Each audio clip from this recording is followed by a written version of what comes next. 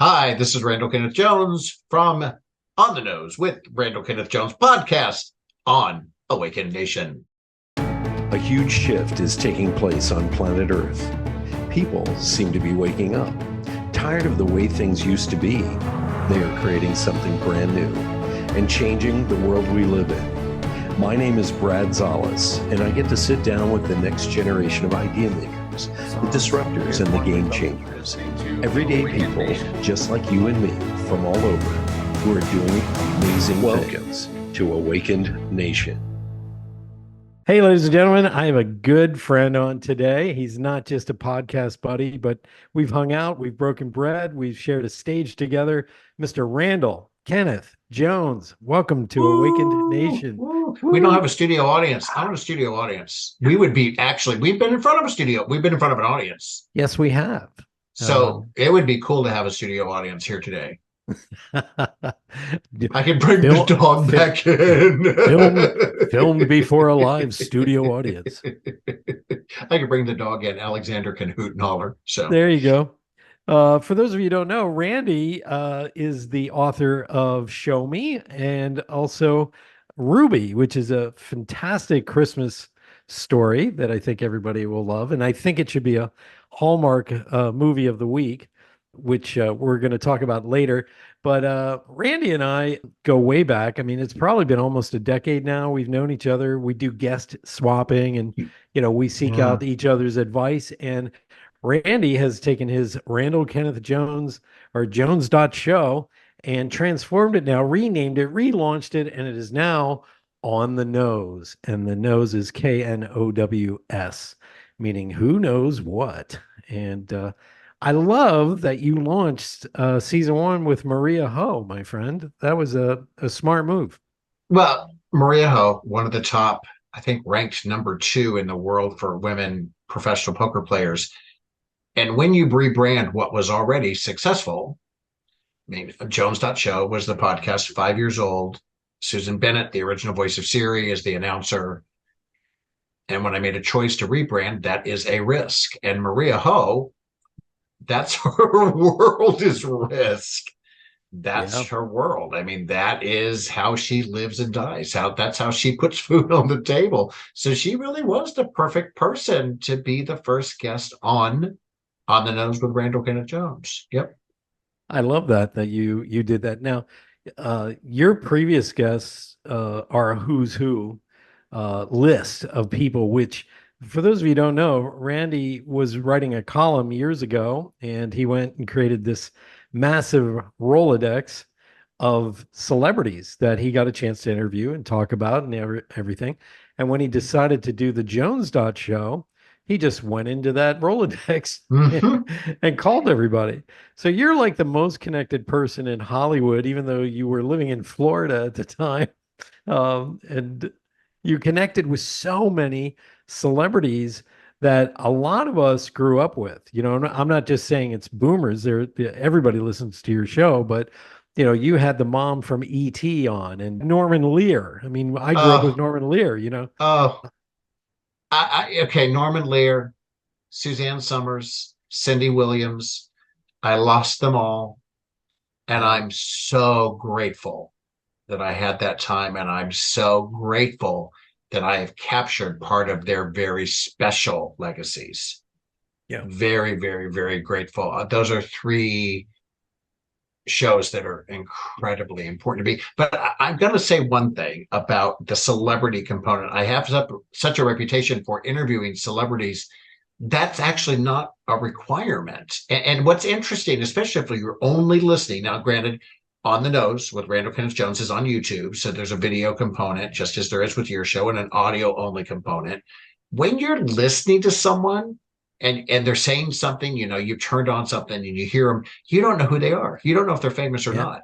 Right. People really should be evaluated for what they have to say, not who they are saying it. What I think I've been lucky about is I get people who have some notoriety, some or a lot of notoriety, but I also ask them because I know they have something of value to say. They know something. Well, I'm going to disagree with you just a little bit. Well, we disagree No, with each other when we do each yeah, other's shows. We do. We we do. do. And here's why. You're the people you had on your show, they had to earn their celebrity status. It isn't like it True. is today, where you show up with a camera and you have an Instagram account. The Norman Lear, Norman Okay. Lear, Norman Lear had a body of work to prove that he was not only a great writer and producer, he was funny. Okay. On top of that, you've And had fearless and and fearless. fearless and And almost fearless. everybody you've had on your show has earned their place with the body of work that they've done, Okay. True. which True. I think is very powerful, because you don't just put anybody on your show, and neither do I. They kind of have to be changing the world a little bit, wouldn't you say? They have to have something to contribute, I believe, in a positive way. I mean, I do look for the best in people.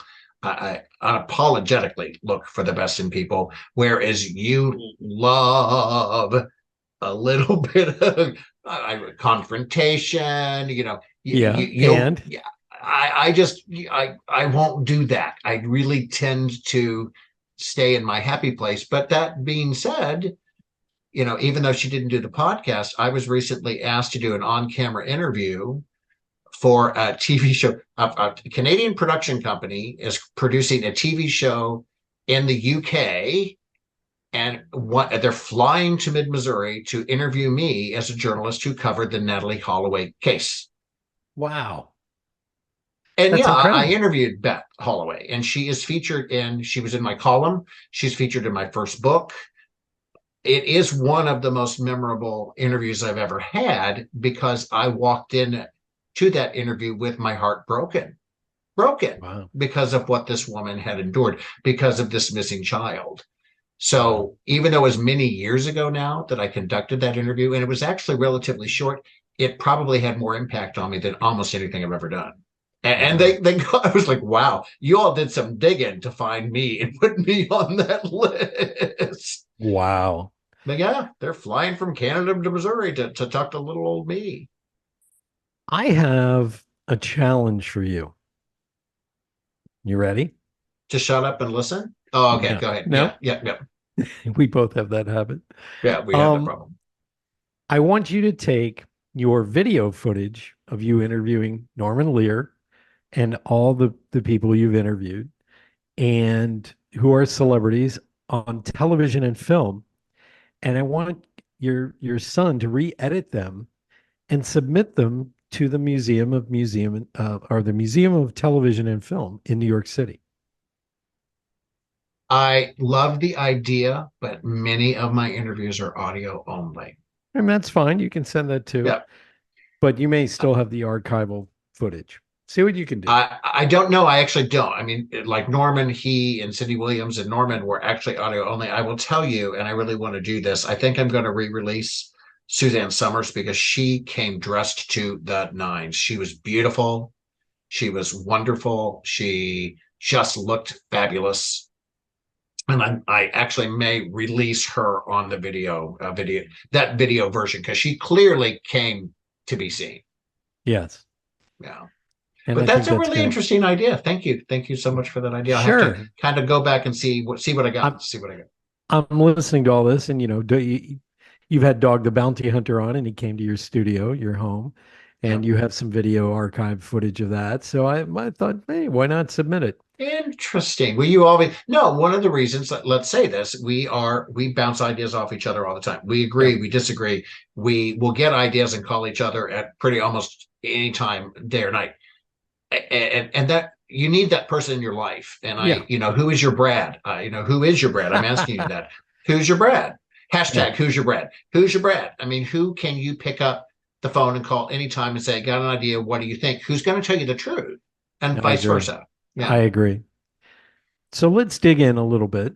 And I want to talk to you about what drives you, Randy, simply because you've had an extraordinary life and everything's still going. You just moved to Missouri, as they say, not I Missouri. still say Missouri, and I was raised here, but I'm actually old. Yeah. I say Missouri. My whole family says Missouri. I say Missouri. You got to say Missouri. And you've written columns, you've written You've written plays, am I correct? You've done books No, I and haven't done plays, but I would like to do a musical of Ruby. there you go. You've I do written feel I could books. write a play. I do feel I could write a play. Yeah. You've written books. You're one heck of a keynote speaker. You're an actor as well, performer. You've done so many things, and your podcast is extraordinary. You and I met in person in right outside of Phoenix, Arizona. You were keynoting, and I was emceeing, and we got to know each other for a couple of days. And you were just extraordinary and humble at the same time. And I know you know some of your gifts, but I don't think you realize the impact your gifts have on this world. And you're right. We do collaborate a lot because you are creative. And I want to ask you, what drives you to do all these amazing things that you have done with your life? I want to answer that question, but I want to, you made a point that I really want people listening to hear. When you have a gift and you don't recognize it's a gift, that's tragic. I'm really intuitive, and I didn't know that was a gift. Not as intuitive as in I see dead people. No, as in I really have an ability to kind of really understand people. I'm always the guy that people came to me, even, in high school and college with their problems. I listened. I have a pretty good understanding of humanity and the human condition, and it comes really, really easy to me. And I never really maximized it because I never understood that it was special or different. Yeah. And I do wish somebody had told me that having this ability to understand people and to listen and to be intuitive was special. So if don't ignore your gifts, and if you see someone ignoring their gifts, please set them straight. Please go to them and help them understand that. I mean, I really feel like I need to get on my high horse about that before I answer the other question, Sure. which I I can think answer. I think it's incredibly important, and you'll get a chance to answer it in a second. But I just wanted to interject really fast. Um, a lot of us have wonderful gifts that we don't see because we're Mhm. inside this machine. And I remember, and for those of you who are listening, this just adds part and parcel to what we're talking about. Somebody told me I was kind one day, and I was taken aback by that. And I Mhm. thought, That's a you know, rare word to use. That's a I rare I word to I use. was Yeah. literally shocked that they said that. And I realize, I got that from my mom, I believe, and someone else from my high school said, Brad is really good at including people who are outside of the circles Mhm. that everybody else is in. He pulls you into his circle and his world and his people. And I was really touched that they said that because they were kind of an outlier when we were in high school. And you are the same person. So I feel that you have these tremendous, wonderful gifts that maybe you don't see. I had a listener, a very loyal listener who we had started to interact a little bit online, came to Florida when I was living there. We went out to lunch together and started talking about how smart I was. And I was ridiculously taken back. I've never, ever, ever, ever, ever described myself as smart, though I did fine in school, did very well in school. I graduated toward the top of the class, not in the top 10%, well, probably in the top 15%. I did fine, but smart is not how I would have classified myself. And to this day, I think about that because I think about his definition of smart. I keep trying to take that word into my description of my skill set, and it's still something that I have a weird relationship with. But to Right. answer your question, which I think is so important, I'm driven by being creative. I Ooh. love to create, period. And that will always, always, always drive me. I love to have a blank piece of paper, and at the end of the day, it is no longer blank. I love to have a brand new idea, and I can and will call Brad 3 times in an hour trying to get him to answer the phone because I need to talk about that idea with someone right now. Right, right this minute. Yeah, usually you're very tight. You call me right back, but sometimes I was a little annoying a few weeks ago, and I kept calling. I live to create. I am so proud of being 61 years old and still living to create and creating successfully and starting new projects and going into new areas of creativity and of media that I never in a million years thought I would be involved in at 61. And if I can be any kind of role model to anyone around my age, older, about the importance of creating, there's no expiration date on our ability to contribute. I swear there is not. We can do it forever. I lived in Florida for 14 years around people that were much older than me. And it wasn't just being an active physically that kept people happy and healthy. It was being intellectually active. It was creating, it was working, it was problem solving. That's what kept people healthy and happy. And I saw it. So that I got, wow, that was a soapbox, but that's my thing. That really is my thing. It is you. It is 100% you. But I'm laughing because I can imagine being in Florida, people in their 80s looking at you, go, look at that young guy. Who does he think he is? Oh, no, I got there and I was like almost 50 when we moved there, and they would call me, they literally would call me son. Hey, son, come over here, sit over here. I mean, no, I mean, I was like, wow. What they say, you never know how poor you are or how young you are until you move to Florida, to Naples, Florida. And I was very young and didn't know it. And I was very poor and didn't know it. So, yeah. But yeah, perspective. You find out quickly. I do think creativity is your central guiding rudder. You've got to get up in the morning and create something. You got to have fun with it. You and I wanted to talk about this today, and this is the center principle behind improv. And that is going at life with a yes and attitude instead of a no, I'm not doing that. In improv, for those of you who don't know, when you take an improv class, the first thing they tell you is you should say yes and to everything that's proposed to you. No matter literally or metaphorically. And sometimes that yes is you agree to be the kangaroo. You don't have to say, yes, I'm a kangaroo, but you start to hop. So you just, whatever is given to you, you accept what was given to you as a yes and do it. Yeah. And yes, and the reason you say and is, what else do you want me to do? Or what's on top of that? What are the details? And I started to realize after my first improv class, this is a really great way to live life. Yeah. You know, if your nephew comes up to you and you're 45 years old and he says, hey, let's take high impact karate classes or no martial arts, you say yes and. And if somebody says, hey, you should be writing a fiction book centered around Christmas, you say yes and. What else do you want me to do?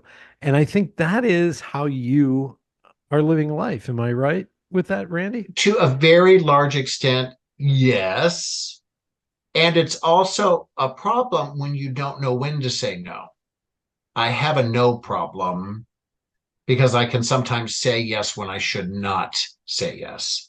So there is that side of it. But Bob Orr from CBS News, my friend Bob Orr, retired from CBS News, he had a quote that he said about me in my first book. Randall Kenneth Jones lives life in a way that makes Forrest Gump look like a recluse. That's good. It's the best quote ever. One of the best quotes ever. I may not know quotes, Randy, but I do know that was a good quote. I'm not sure how accurate that is. I think there's a lot of people that think my life is much more exciting than it is. A lot of my life is spent exactly where you see me right now, with my books and my kids' pictures behind me, and the things surrounded by the things I love in my office where I create. So Forrest Gump was had a lot more activities and did a lot more things. But yeah, I just can't imagine the concept of retiring. I don't know what I would do. I am happiest when I'm creating. Dee Wallace from E.T. Wallace said to me the same thing. She lives to create. She is my kindred spirit. And she's the only other person who has said that to me out of 300 some odd interviews. Wow. She is my kindred spirit. If you're not creating, you're just I'm not alive. I agree. I feel the same way. And I think everything is about creativity. And I mean everything. I think, for those of you who are religious or spiritual, I believe it is one of the powers that God gives us here on earth. And that is our creative imagination and our ability to actually manifest whatever's in our mind. Mm. Animals don't have that ability, maybe beavers do. They can imagine the dam being built. But with us, we actually, it pops into our head, I want to write a book and I want to do a movie, or I want to do this, or I want to create this computer that's in front of me. As human beings, we are gifted with this divine gift, which is our creative imagination. And I feel it is this central focus of what every corporation should be doing. My good friend who died a few years, Valeria Giannini, we were walking one day in Manhattan, and she is a mathematician, all stuck in her left brain. And she actually ran the IT department at Guardian Life Insurance. And I was walking with her, and she was having extraordinary success investing. She had this portfolio and she was building it and building it. And she was so excited to tell me about it because we were very close. And I said, "What's your secret?" She said, "Brad, I look at the management and then I look at which company is the most creative. And that's the one I bet on." And I was shocked by her answer. And I truly believe the most creative wins. What do you think of that? That's a phenomenal story, because that's your that's a killer left brain, right brain story. Not only do I agree with that, but yes, and I will add to that. I will add to that. To those of you who think you're not creative, I do believe you are wrong. Yeah. I've heard so many people who think they're not creative, and that probably is because you have fear. You've not been in a safe place to share your thoughts and ideas. You've not felt comfortable. We've all been in situations and professional situations, me too, where you don't feel comfortable sharing all your thoughts and ideas. And so organizations, businesses must create those spaces, and they must be willing to listen to what everybody has to say. But those people who think they're not creative, I will talk about my Claudia, who worked with me Yeah. for years. My Claudia swore she was not creative. And she had a concept for a brochure for Sears when they were my clients. She had a concept for it that I took that concept and ran with it. And it won me more creative awards than anything I've ever produced. Wow. And she was afraid. I remember it. She was afraid to see, well, I have this idea. And I was like, well, what is it?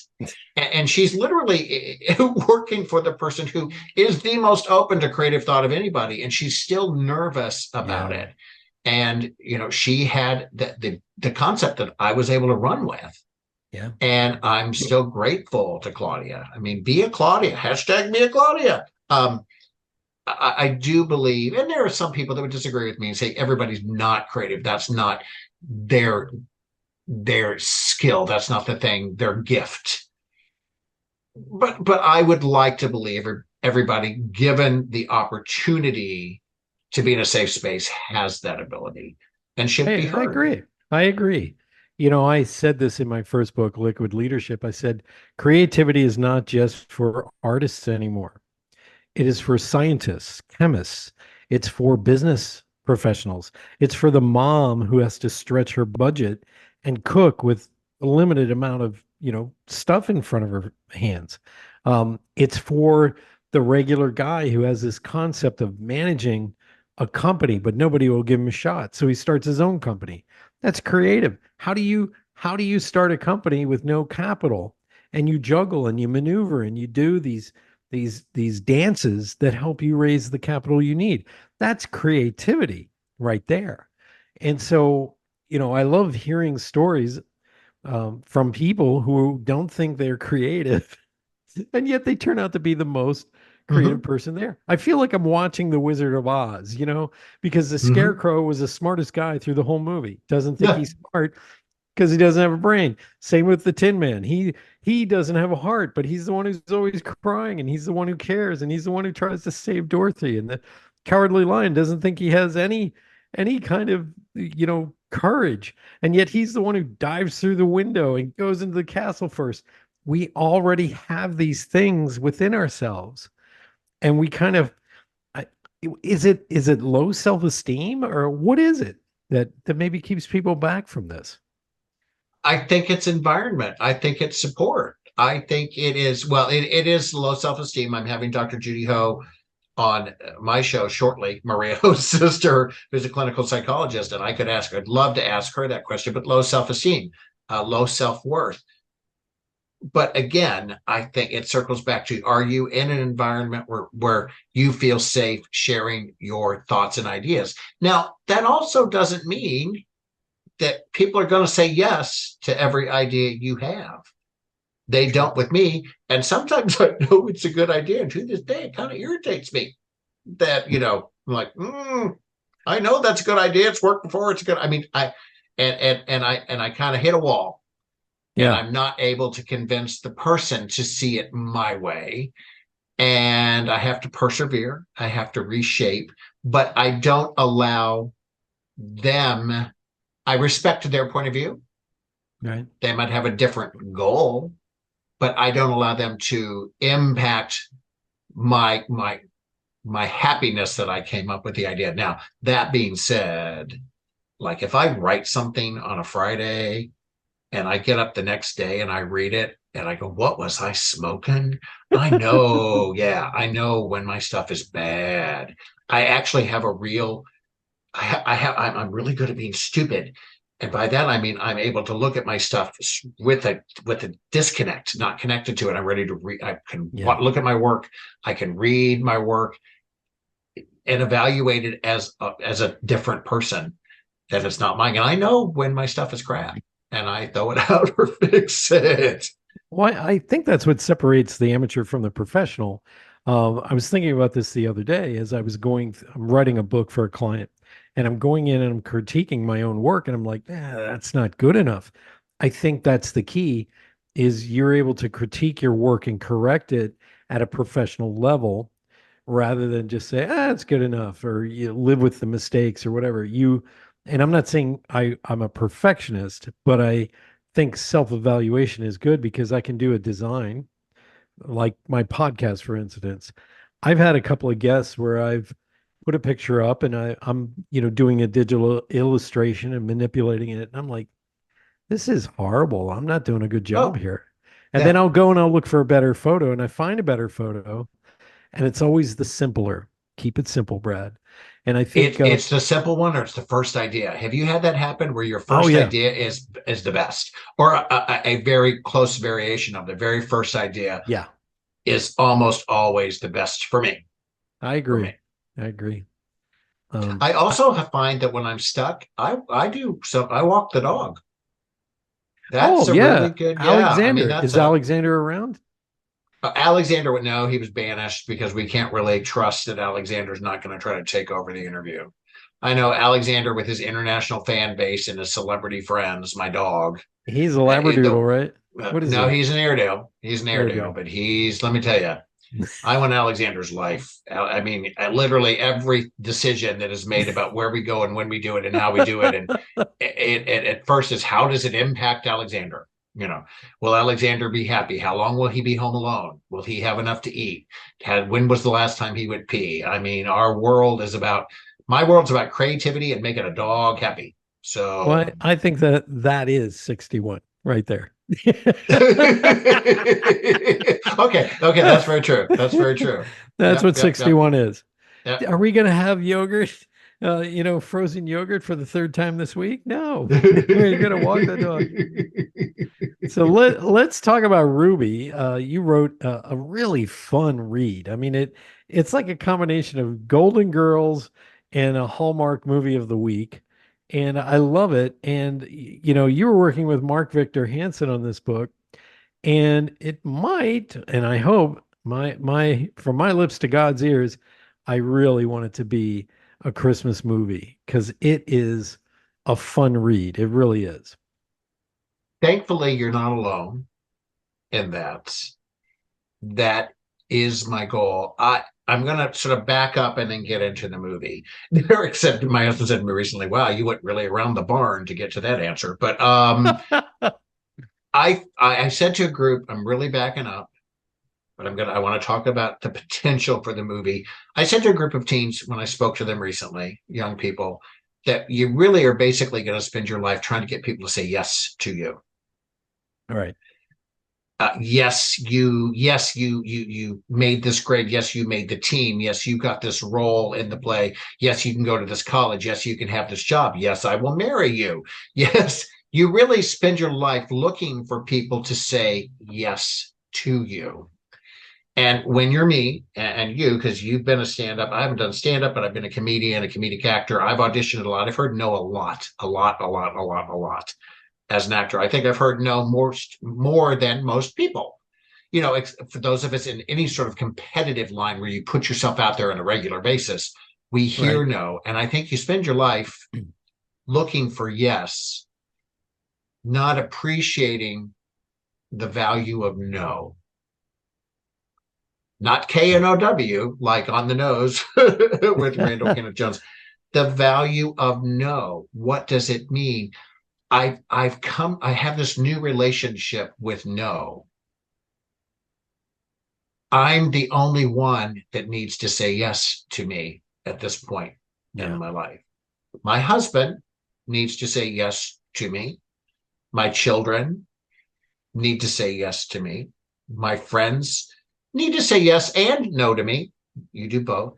Right. But the yes has to come from me. I may not, I've talked to so many different, I've been really lucky. I've had a wonderful Hollywood experience so far, pitching and having discussions about a movie of Ruby. And I got the most thoughtful no from Netflix. That's the wonderful. Most thoughtful no, but they clearly had read it. They had clearly evaluated it. They were very complimentary, and they were very complimentary about very specific aspects. It was to them too similar to something they had in development, because they don't really do the same movie over and over again. Right. And I was able to accept that, because just because Netflix said no to me, just because it's not their movie, doesn't mean it's not a movie. Right. Doesn't mean it's not somebody else's movie. A friend of mine, Todd, auditioned for a role in a play recently. He wanted it really, really, really bad. He auditioned for Barry in the Prom, a production of The Prom, and he wanted it so bad, and he didn't get it. And I said, Todd, I had this thought. I said, you are Barry. You're the perfect Barry. You are Barry. You are him. You are that character. You just happen to not be this director's interpretation of that character, but that doesn't take that character away from you. You still are him. Right. And it took me, and that's something that's kind of new for me, the whole relationship with yes and no. Now that I'm having these Hollywood meetings, now granted, I have a very dear friend named Kevin Getz, who is very active in the industry, doing the advanced screenings for films. He's done my show a couple times. He just won the American Cinematheque Award, him and Helen Mirren. He has been my savior, my sponsor. He has made these meetings possible, these introductions, the early entree possible. But I'm having, Hollywood that eats you up is being very nice to me. Yeah. And I'm hearing no, but it doesn't bother me, because I know it's a movie. I know the value of the work. I see the film in my head. I will tell you, and I won't be specific, and I don't know what's going to happen with this, but I got to know from a major producer who still said, I want to talk to you. We want to have a meeting with you to find out if there are other synergies, which was a nice thing to hear. Yeah. I was able to turn that no into a yes, insofar as we will still consider producing a film of Ruby under these conditions. I'm not going to go into the specifics because I don't want to jinx it, but I turned the no into a maybe. I turned the no into a yes, because I just wasn't afraid. I wasn't afraid of them saying no. I'm not afraid of anyone saying no to me anymore. And I don't know where that came from, but it's a really, really, really great feeling.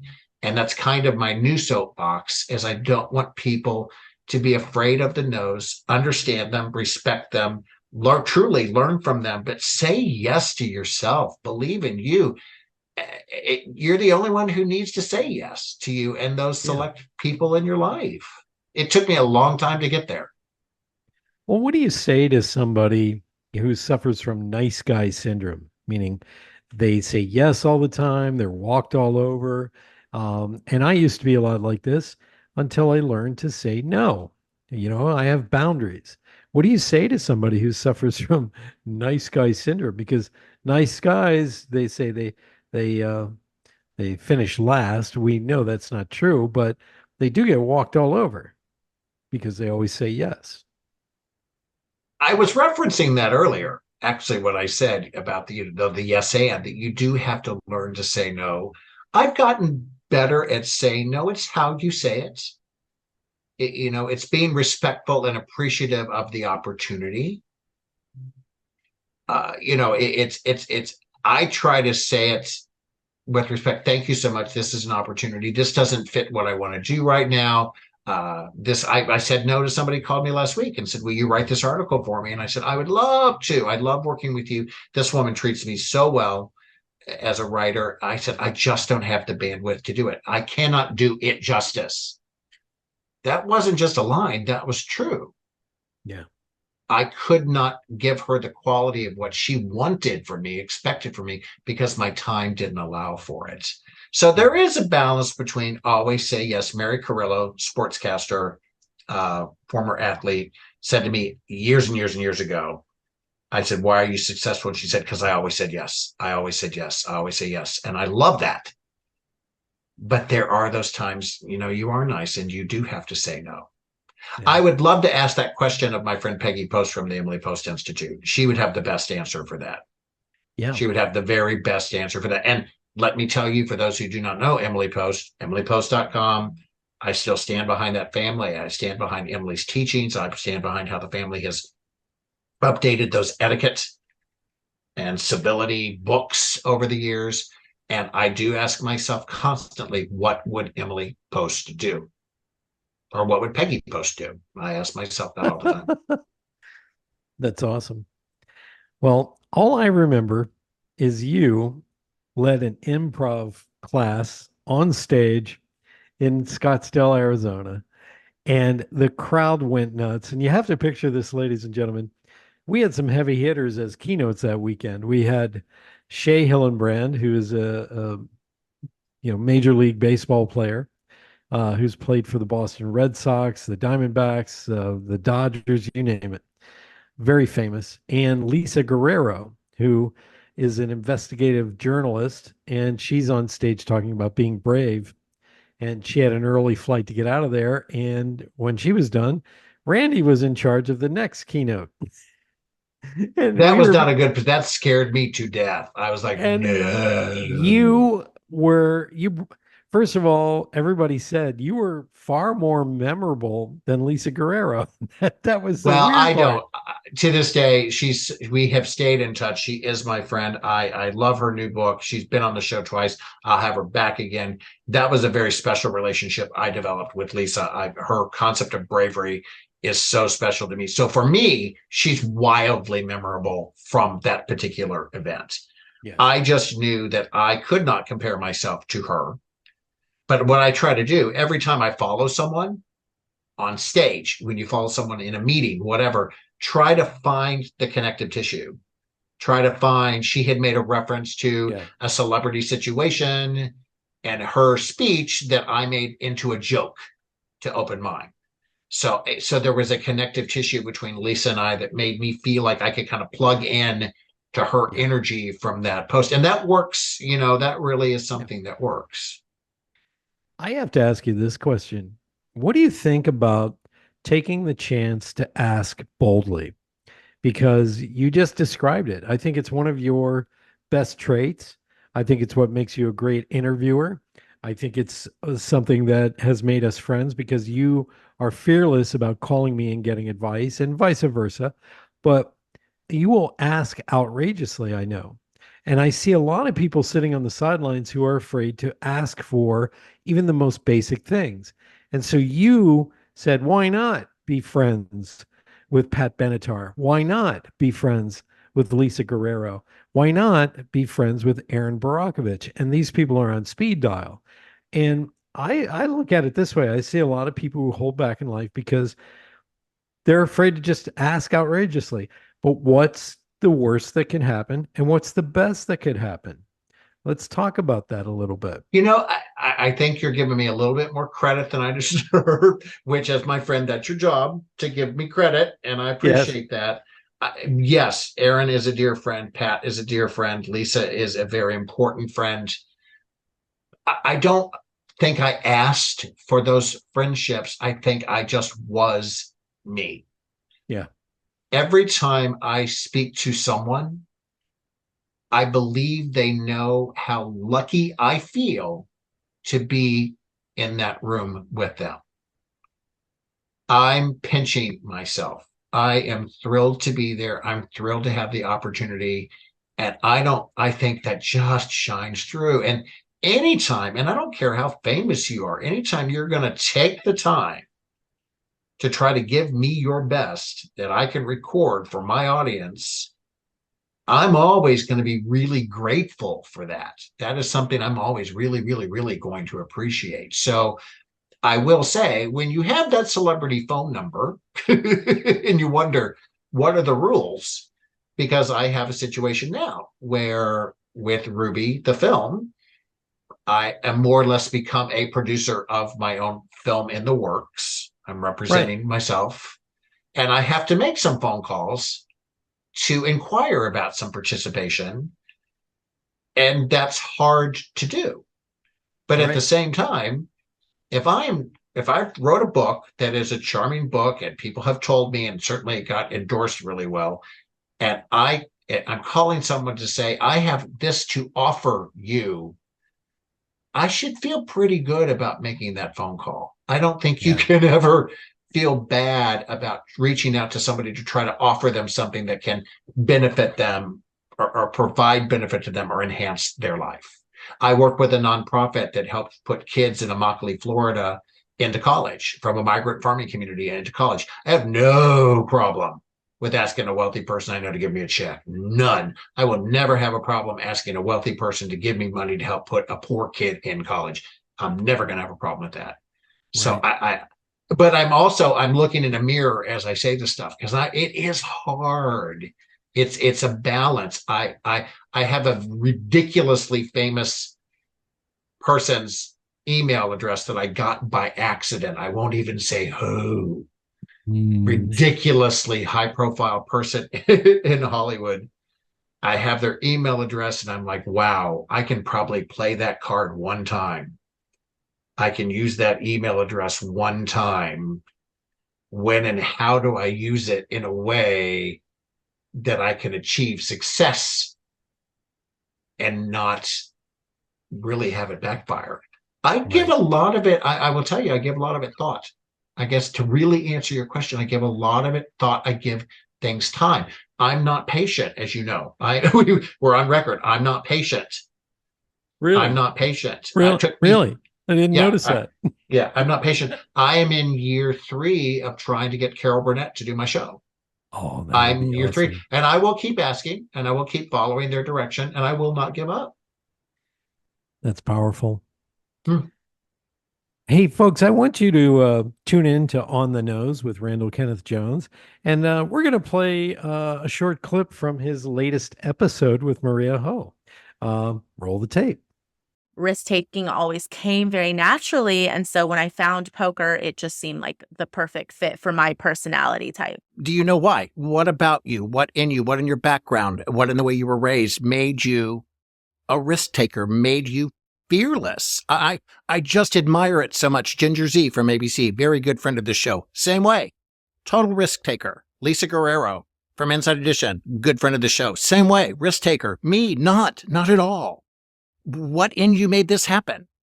I think it's a couple things. I think for one, a big factor that played into it was the fact that I come from an immigrant family. My parents, risked a lot to give Mm-hmm. up everything they knew to leave Taiwan so that they could come to America and give us a better life. And they didn't know the language. They had, pretty much pennies in their pocket. They came with 2 children, and they were really willing to take that leap of faith. And so I think I naturally really followed in their footsteps in that sense of being able to take a risk with what I chose to do with my profession and with my career.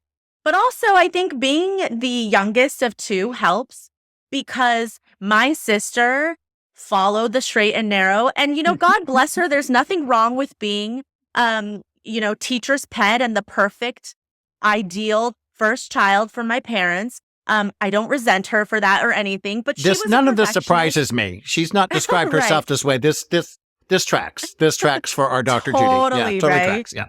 So she was a huge perfectionist, and she was, she was so intent on following the rules and listening to everything my parents said. And I think that left an opening for me to do the exact opposite, because I didn't want to be like my sister. I wanted to make sure that I differentiated myself from her, probably because I didn't think I could live up to the expectations of what the path that she kind of paved. I felt like if my parents expected me to get straight A's like my sister, I would never be able to achieve that level. And so I just went all the way the other way with it, which was like, let me just do the complete opposite so that I'm a constant disappointment to them. And so that I never have to, fit into this box, into that mold that was set out for me. And so I think that definitely played into why I became such a risk taker, such a rebel without a cause, really. Oh, you had a cause, because I understand perhaps when Judy was in high school, there's a chance you caught her with a boyfriend, and perhaps you blackmailed her with this information. Is there a chance? Does this resonate? Is there a chance I've talked to her before this interview? Yeah, there's a chance. And listen, I'm not going to sit here and deny that happened, because I am proud of it. I was like, you know what? Everybody thinks my sister is so perfect, and she snuck a boy into the house. I cannot wait to tell on her, because I was so tired of my parents thinking that I was the troublemaker, when it's always like the innocent, quiet ones, really. Like, I was making all my trouble out loud. Everybody knew. But who knows what other boys or skeletons my sister has in her closet. I find Maria, I'm listening to her tell these stories. She's in a high risk situation, but she sounds like an innocent kid sometimes when she's talking. I'm just like, and I know she's not, she's a shark. But it's wonderful that she can keep that presence that she has, that a little bit of innocence, that can go part and parcel with her and her personality. Well, and you look at her sister. Yeah. At first, I was like, Dr. Judy Ho, clinical psychologist. She was on The Doctors, a regular, one of the co-hosts on The Doctors. She was on Face the Truth, a TV show that was only on for a season that I loved. Is the clinical psychologist on so many different shows as a spokesperson. Then her sister is a professional gambler. And I was like, wow, these 2 women could not be any different. And you know what? I was wrong. They both read people. Psychology is where they completely overlap. Human behavior. And it took me a while. It took me till probably 5 minutes before Maria got on the phone to talk, to realize, wow, it's psychology. That's where you cross over. And Dr. Judy Ho has done my show twice and is doing it again soon. We're recording soon. Excellent. That's awesome. Well, I've reached out to Maria. I'm trying to get her for the show. She's a little busy right now. But I would love follow to have her. Yeah, she's all over the place. Yeah, follow her on social. Follow Dr. Judy Ho on social too. I will say her social actually is very directed on trying to help you be better. She has exercises and signs and things like that. I get a lot out of her social media because it's a snapshot of something, of information that will help me be a better me. And she's really, really good at that. That's awesome. So let's continue this a little bit, this yes and the ability to say no. Um, were you raised to kind of be the nice guy, or did you have to learn to maybe be a little tougher? I was the youngest of three, the only boy, the absolute apple of my mother's eye. I was unapologetically teacher's pet. Uh-huh. I liked to be liked, which I Did think you? probably came from insecurities. Yeah. Because what's interesting, and I kind of wonder this, my birthday is September 13th, and I barely made the cutoff to start school. So Right. I started at 4. I graduated from college and I was 21 and a half. I mean, so I Wow. started school at 4, and I think that my life would have been totally different had I waited a year. A friend of mine who was actually a month older than me, they held him back. They had him wait. And so he was the class behind me. Educationally, I did really well, but I think my social skills would have been much better, and I would have been much more comfortable with myself had I waited that year, which was not something I don't even believe that was discussed, but I wouldn't change anything. Yeah. Well, good. I mean, well, how can you change anything? I mean, let's look at it this way. I have 2 phenomenal kids because I was married to their wonderful mother. I have these 2 great kids. Am I a gay man? Yes. Did I know then? No. Do I know it now because I've been with Derek for 27 years? Yeah. But their mom is great. My kid's mom talked to her yesterday for an hour. She lives real close to me. I think the world of her. I think the world of her parents. We were great at co-parenting. All the families got along. My family at times preferred her to me. Yeah, I told her, Dad, they like you better than me. She goes, oh, I know. And I would have those 2 kids. I don't have any interest in looking back to say, what if? I want to look forward and say, what if? Yes, and. Yes, and. Yeah. Randall Kenneth Jones, thank you for being on Awakened Nation. Thank you, my friend. I appreciate it. We're It's not done. truly always a pleasure. It's always a pleasure. I appreciate it. I never know what you're going to ask me. I really never know. You always take me places I don't expect. Good. I feel that's our job as hosts to really not give a canned interview. I'm not morally safer and going to go through a canned list and just listen to you respond. But as you know, before we move on, where should we go to get in touch with you? Do we go to randallkennethjones.com? RandallKennethJones.com does have everything. It will have it'll have information out the book, so you'll be able to get to the podcast through there. On the Nose, KNOWS, with Randall Kenneth Jones is on every podcast platform. There's an On the Nose YouTube page. On the KNOWS.com is a website, which is another thing that I discovered that you and I were freaking over. Something that cool, the .com of onthenose.com was available. What? Yeah, on the KNOWS.com. You don't remember? Because I remember calling you freaking Yes, out. Maybe that's that was right. one. Yeah, you were jumping up and down. Yeah. I was freaking out. I was like, onthenose.com was available. You're jumping up and down. I'm a real boy. Yeah. I was like, I'm a real live boy. Crazy. This is I was crazy. like, holy crap. I took it as a sign. I will say I really kind of did take it as a sign. I was like, yeah, I'm gonna grab this. I'm a real live boy. That's how excited you were. You got me to snort. Yeah, I was very happy. I was very happy. It was like, what the hell is wrong with you? Calm down. It's Sunday. Oh no, I mean, I will admit, I'm well aware that there's somebody that I've met in Columbia that I really want to be my friend, and when I move back to my hometown, and yeah, I can tell that I'm just a bit much for him. He just can't. I just think, yeah, it's not going to work. I'm sometimes just a bit too much. There's a little bit too much Randy coming at you. So yeah, it's an acquired taste, as my daughter will say. My daughter will say, yeah, you're an acquired taste. I think that's all. That's all creative types. All creative types. I think so. I do. Yeah. So look up Randy. He's a phenomenal podcast great questions and great rapport. You're going to love On the Nose. And yeah, go to randallkennethjones.com or onthenose.com. Thank you. So we're going to go into the lightning round. I'm going to ask some questions that you never get asked. Okay. I love this and I hate this because I really, truly, we hardly ever talk at all. I mean, I had a little bit of an idea of a couple things we might talk about today, but yeah, I never know for sure what he's going to say. So lightning round, bring it. My first question is there anything we should know about you that you do that no one really knows that you do?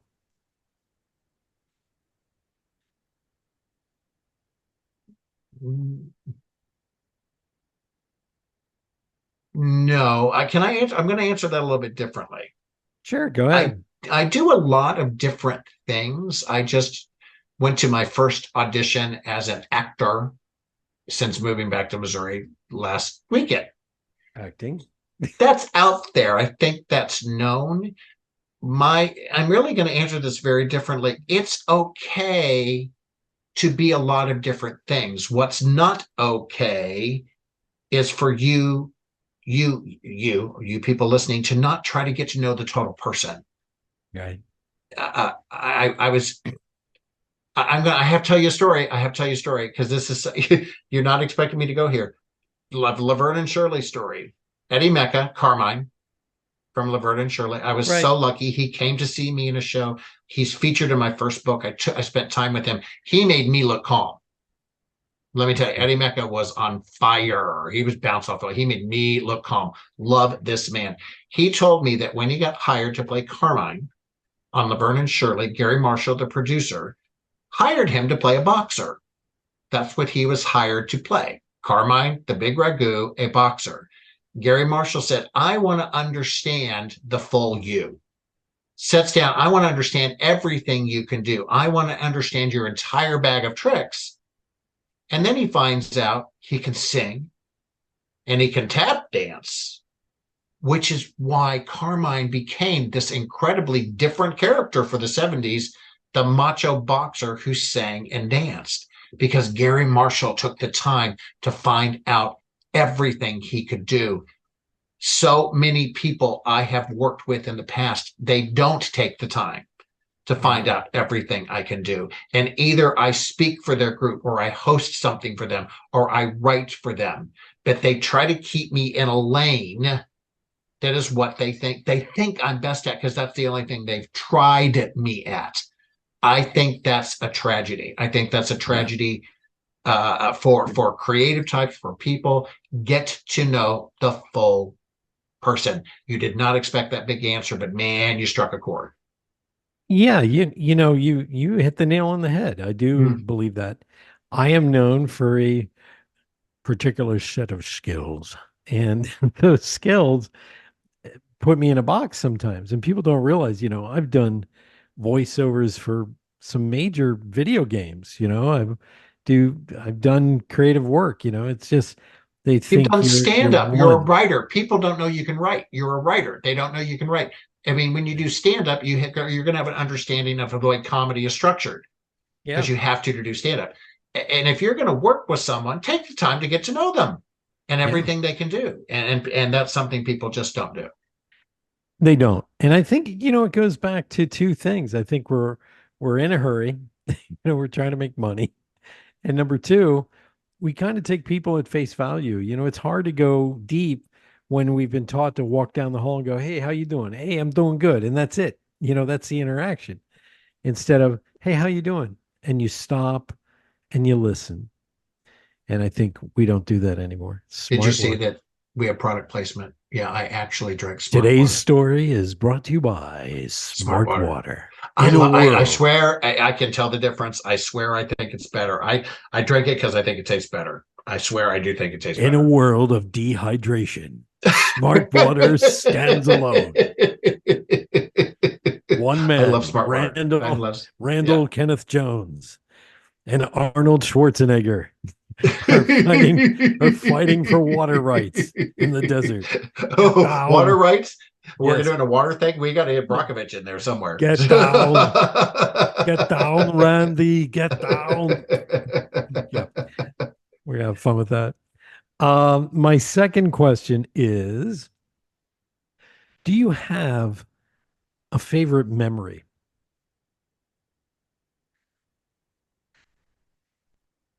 Oh, Don't and break I've your heard head. you ask other people this before. It's my favorite question. This is the one where people cry. Yeah, Panache Desai started crying. You Barbara Walters me, mate. You Barbara Walters me. That's what he said. When my daughter won Eagle Idol at Freedom High School in Virginia, um, you know, just every single time my son put somebody else first, he just was really Wow. thoughtful about putting other people's needs first. I, I've moved back to my hometown, so my husband's very frustrated. He's like, I don't need to know what was here in 1972. He's There like, was we did not close on our house at Sears, Randy. We did not close on our house at Sears. It hasn't been Sears since 1969. I want to know what it is now. And so I'm living memory lane all the time. that's funny. But the one memory it was, if I really talk about the place that I was really happiest, and I haven't visited it because I can't really, because we don't own it, my grandparents' farm. Oh And I wow. actually haven't, a little farm north of town, and I haven't even driven out there yet. Oh, And, Randy. oh, I know. I haven't You got driven to out. do And a I've been, weekend because the summer's well, coming. somebody else owns it. I think what I really need to do is look up who owns it and just politely write a letter and Yeah. say, and then give them the background. Say, my grandparents built this little house, and can we come on sometime, and can we just walk the pasture? I mean, I think my favorite memory is me, fat little boy, fat little dog, fat little chicken, wandering through the pastures, because yes, I had a pet chicken. Yeah, I did. I had a pet chicken, But you and were a my farm kid. Come on, every but well, farm no, I kid was a is. visiting little farm kid. I was a city boy whose grandparents had a teeny tiny little farm with a garden and a couple calves. So yeah, I can't say I was a farm kid, but to walk around their farm, the woods, followed by Snoopy the dog and Henny Penny, my grandma named Henny Penny the chicken, who thought she was a dog and would follow everywhere we went. I think Henny Penny and Snoopy and I are probably, I can see it, I can remember it, and I can feel it. And it That's was just cool. something that was really special. That's beautiful. I grew up in a farming community, so it strikes a chord with me. I got to tell you, you know, I know Did what you have it's a like. pet chicken? Did you have a pet No, chicken? but I had plenty of dogs growing up, and I know what it's like to get your bare feet uh, and your toes mushed into cow manure, and then go try to get it off. The Um, only thing I will say is that this came up on my interview with Melissa Rivers, and when she figured out what happened to the pet chicken, she lost her mind. yeah, it happens. Yeah, I Eat didn't up, find eat out. up, eat up, Randy. Mm, Just eat up. We're gonna finish this chicken yeah, I today. didn't find out till I was like Where's Henny 40. Penny? Where's Yeah, Henny I was Penny? lied to. I didn't find out till I was like 40, and Melissa lost her mind. And when she heard that, and yeah, Wow. let's just say Grandma Jones and I are going to have a real serious chat When at you some point in time. I need to understand that choice. So well, you aren't the only one who's told that story. I have a friend who had a pet duck, and yeah, one Christmas they had duck for now, dinner. Derek said to me, does it make you feel any better to know that Henny Penny will always be a part of you? I was like, you are a horrible, horrible man. You are a horrible, horrible man. He So, loves you, therefore he can oh, tease and you. yeah, everything is a joke. There is no, there's no such thing as too soon when it comes to Derek and a joke. So, My third and final question is with your show, Where do you see yourself in the next 10 years with it?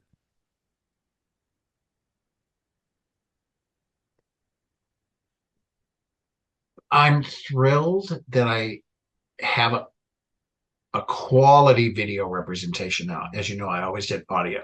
You always sort of got on to me. I was going to say yelled at me, got on to me about not switching to video sooner.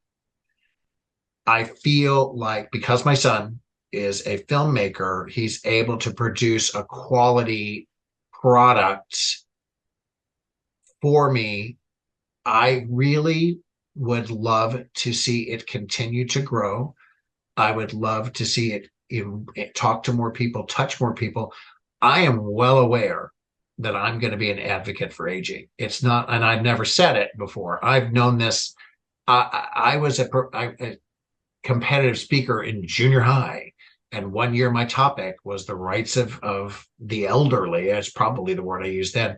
And that's when we threw them in an old folks home and called it a day. And Yeah. I was doing that topic then. And I think I've known my entire life that I was going to be a role model for aging. And I know now, well, I am 61. I don't have any choice. I am aging. And like I said, the fact that I am doing what I'm doing and having the conversations that I'm having, when I had a major Hollywood producer want to have a conversation with me to explore other synergies of, I'm 61. Who starts this type of career at 61? And it feels so great.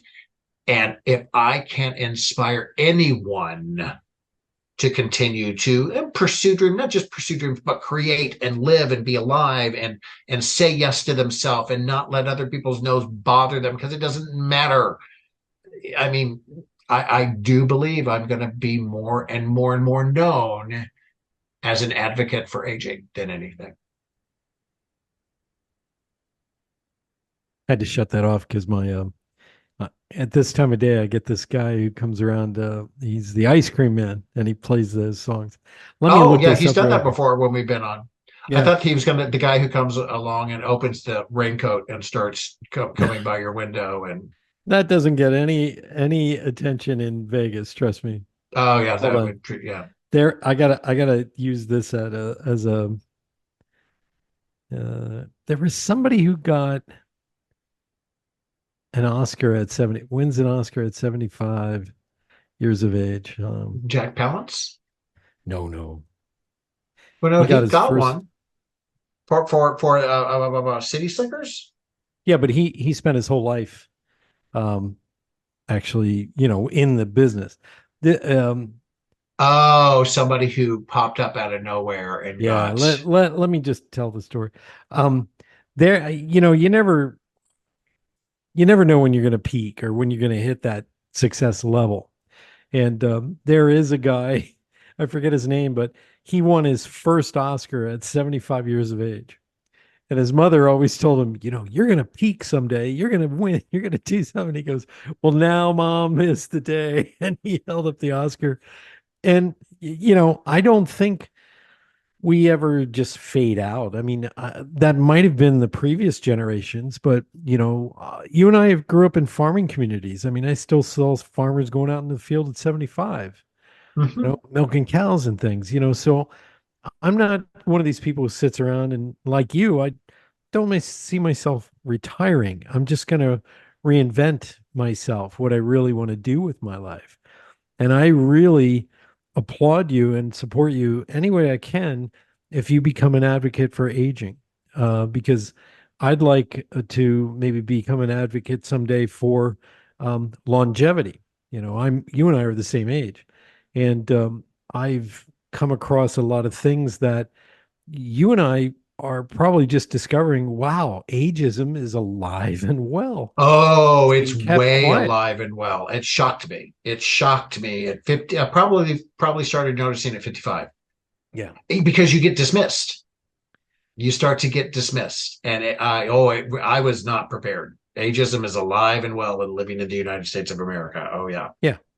Or yeah, you're the most qualified person for a job, and they ignore you because they see a two-page resume. They know right that away you're older.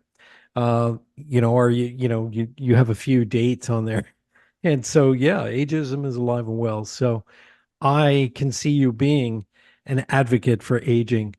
And God bless you. I hope you get some sponsors that are in alignment with that. So we're going to reach out to Geritol. Is Geritol still around? I don't even know if Geritol's still around. Motrin, Geritol. We're going to call up a few pharmaceutical companies and get them to sponsor. Cialis. We'll get Cialis. There's my sponsor. We'll get Cialis. When you want to keep going. But you know why I've avoided? No, there's actually why I've avoided kind of really putting my foot down and saying and putting a stake in the ground or the flag in the ground saying I'm an advocate for aging is I don't want younger audiences to not listen to me. I understand. I really, because I interview a lot of people, as you know, who are over 40, over 50, over 60, over 70. And I don't think we're special or different. We add value, and I have such a wide age range that listens to me. And I don't want to immediately uninvite them to the party because I say it's the senior show. So here's what you're going to do. And I'm doing it on my show. And that is, here's a few words of advice from your Uncle Brad. I'm not your father. I'm your uncle. Therefore, I can tell you the truth and I can be raw and dirty about it if I need to. So that's how you approach it. You're going to get some advice from Uncle Randy. Uncle Randy. That's like, I've told this story recently. When Derek and I went to see Barbie, it was like Tuesday, $5 movie night on a Tuesday. And we always get there early, and we had not gone to a movie here. And so basically the two little old men from the Muppets, are sitting there. And that's it. You've seen me do that. We compare ourselves to the little men from the Muppets. And we're in there. And we were surrounded ultimately by a absolute auditorium full of every teen and tween girl in pink that you could possibly find. And then these two older men, and we felt like the biggest perverts on the entire planet. I was so horrified that we were there in the middle of all this. Didn't they have a midnight showing of Barbie? One of these things is not like the other. One of these things doesn't belong. Why are these kids here? You should have imitated the Muppets, sat in the balcony. What? I love this movie. Randy, it's always a pleasure to have you on the show. Thank you so much for being a guest here on Awakened Nation. Well, I'm a regular now. I'm an irregular regular. This is my third visit to Awaken Nation. So it is. We're gonna keep having you on. I'm gonna make it a point to have you on each season. So we're in season 7. So let's plan the next one. We're gonna have you back on. Thank you, everybody. And don't forget to go to Randy's website, randallkennethjones.com. And you can also Google On the Nose or go to onthenose.com. But tune in, my friends. We're going to have another extraordinary guest here on Awakened Nation. Until then, bye-bye for now. Thank you so much for being a big part of the Awakened Nation movement. This is how you can help me and our extraordinary guests. If you guys enjoyed this episode, please share it out on Facebook, Twitter, and Instagram. And let's grow this movement by word of mouth. Our success will be because of you. Thank you, and see you next week.